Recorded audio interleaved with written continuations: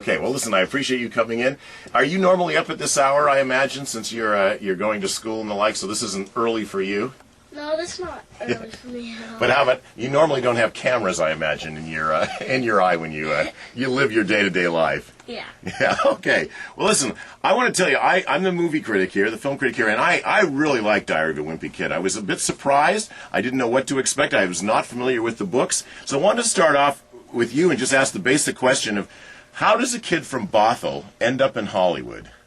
Give me a quick life story. My dad, he liked movies a lot, so when I was 7 years old, he signed me up for classes. So I realized that was my talent, and later on, after months, I got an agent, Sterling Talent, and to this day, they've got me Diary of the Wimpy Kid for a job. Now, were you familiar with the books, Diary of a Wimpy Kid, before you tried out for the movie? Yeah, I had read them in 3rd grade. Is that right? So what was your impression of the books? I thought they were humorous. They were great books. They had a little pinch of reality here and there. Now, in the Diary of a Wimpy Kid, there are lots of wimpy kids, but I dare say that you play one of the wimpiest kids in the movie. Was that tough to take? Did you feel like you were being unfairly characterized? Talk about playing the role you play. Shirag, is that his name? Yeah. He's a pretty cool guy to play because he knows pretty much like everything that goes around the school. Like, even though he came the same time as Greg Heffley, which is the main character, like he knows more about this middle school and all its hauntings in there.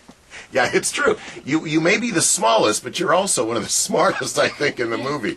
And so when one of the early scenes, because you're in it a lot in the beginning, where you're playing soccer and the kids are racing around and they're beating up everybody. You were the kid that the Greg Heffley, the star, says, as long as we're ahead of Shrug, we're okay because they're going to get you. Did they beat you up on the soccer field? What was that scene like? Well, it was pretty much like a capture the flag scene. Gotcha. Yeah. Yeah, but they had actually the camera was on the floor, not the floor, the ground. Yeah. And one up high, and they would hide the mat outside of the scene, and then there would be a guy facing my direction. By the time I got near the cameras, the guy would run and then push me onto the mat. And now, when you said you were familiar with the books, is Shirag, I assume, a character in the books too? Then. Yeah, he's in 1 and 2. In 1 and 2? And did you identify with Shirag at all, or were you hoping to play Greg Heffley? I mean, did you have any dreams of playing any particular role? No. I actually didn't even know. I wasn't even sure that the book would go this far. Because it was so recent, I thought it would take quite a while. Yeah. But still, it went up there, and I actually didn't imagine I was happy with whoever I played. So if I played Greg Heffley, I was fine. If I played Darren Walsh, it doesn't matter to me. It's just I'm happy with I'm in the movie.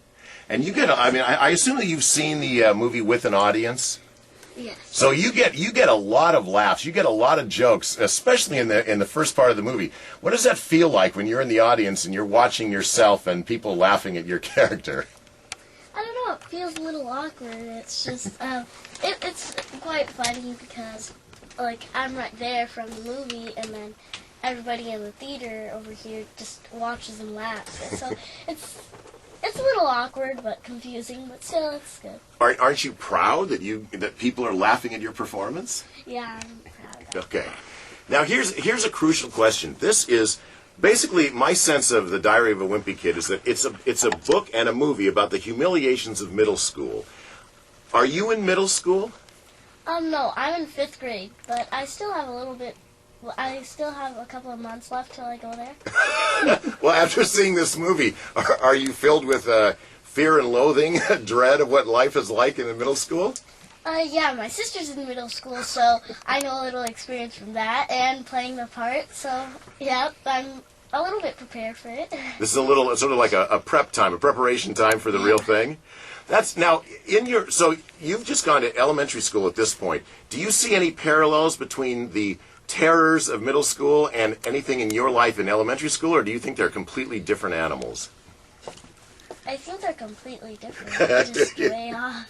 So let me see. Are you a 5th grader then? Yeah. So are you like the king of the walk now. Are you the big shot at, on campus because you're the old kid and you're the class is the most graduated of the kids at the school? Do you feel like you're kind of a big shot? I'm not exactly sure if I'm there or not because there might be somebody else who's popular. I'm not exactly sure, but yeah. But I mean, do you like are you a good student? I mean, do you like school? Is school about academics for you for the books, or is school kind of a social expression, with kids and friends and sports and all of that? Even though school isn't my most favorite place to go, still it's still a fun place to go. You can and plus the education, I can learn stuff that I've never learned before. Yeah. And some subjects I want to learn. So. There are a lot of scenes in the movie where you're out on a ball field or playing. Do you play sports at your school? I don't play sports at my school, but I do over the summer. I do swimming actually. Yeah. Now, do you ever get picked on as a kid? I mean, you're a smart kid. You're not the biggest kid, but you're not the smallest kid either. How do other kids treat you? Do the older kids pick on you? Does your sister pick on you? My sister, yes, but other kids, when they pick on each other, it's just a fun laugh. It's not exactly harsh. Yeah, it's not mean-spirited. Yeah, but it would be like shrimp.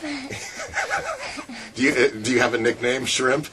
No, I don't have a nickname yet, but maybe I will. So I assume that everybody at your school, knows that you now are a big movie star. Yeah.